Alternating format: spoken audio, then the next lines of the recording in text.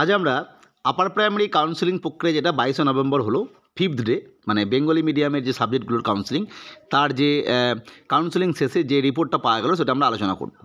মূলত আজকে কাউন্সেলিং ছিল পিওর সায়েন্স এবং বায়োসায়েন্সের বাংলা মিডিয়ামের। আমরা জানি বায়োসায়েন্সের যে কাউন্সেলিং হলো আজকে, এটা পঞ্চম দিন এবং এটাই ছিল বায়োসায়েন্সের প্রথম ফেজ, ফার্স্ট ফেজ কাউন্সেলিং, যেটা তার শেষ দিন।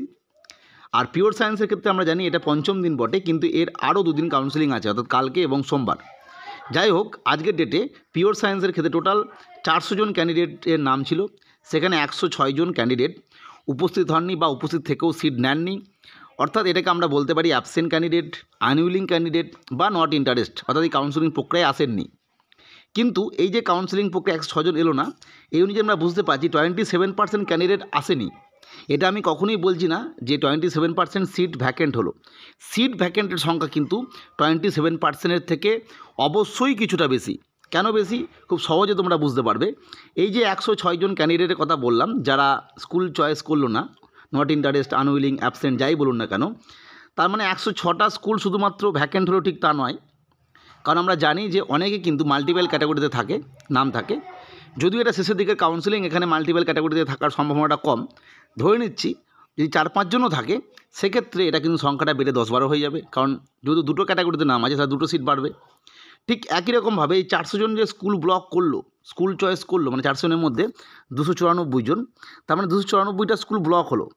এটা যেমন সত্যি কথা, কিন্তু এই 294 জনের মধ্যে এমন হয়তো কেউ আছে, যদি 5-6 জনও থাকে, যাদের হয়তো দুটো ক্যাটাগরিতে নাম ছিল বা 3টে ক্যাটাগরিতে নাম ছিল, ফলে তারা স্কুল চয়েস করার ফলে কিন্তু একটা করে স্কুল ভ্যাকেন্ট হলো, বা যাদের 3টে নাম ছিল তাদের 2টো করে স্কুল ভ্যাকেন্ট হলো। ফলে আমরা বুঝতে পারছি ভ্যাকেন্ট সংখ্যাটা কিন্তু, স্কুল ভ্যাকেন্ট সংখ্যাটা কিন্তু অবশ্যই 106 নয়, 106-এর থেকে বেশি। কারণ এই 400 জনের মধ্যে 294 যারা স্কুল নিল, তাদের থেকেও কিছু ভ্যাকেন্ট আসতে পারে। আবার 106 জনের মধ্যে থেকেও শুধু 106টা ভ্যাকেন্সি আসছে তা নয়, এর বেশিও আসতে পারে।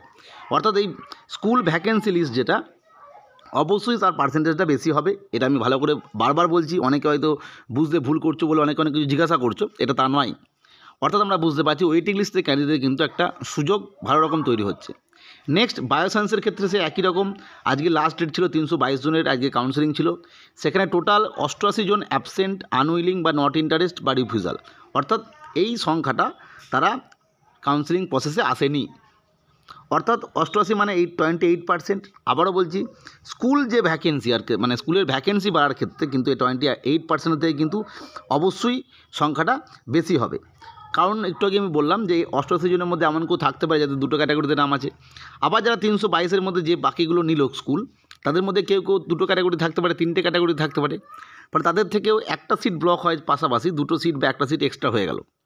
যাই হোক, যদিও বায়োসায়েন্সের একদম লাস্ট দিকের ক্যান্ডিডেট এটা, মানে কাউন্সেলিং, ফলে হয়তো আশা করা যায় এদিকে দুটো ক্যাটাগরি থাকার সম্ভাবনা হয়তো কম থাকতে পারে।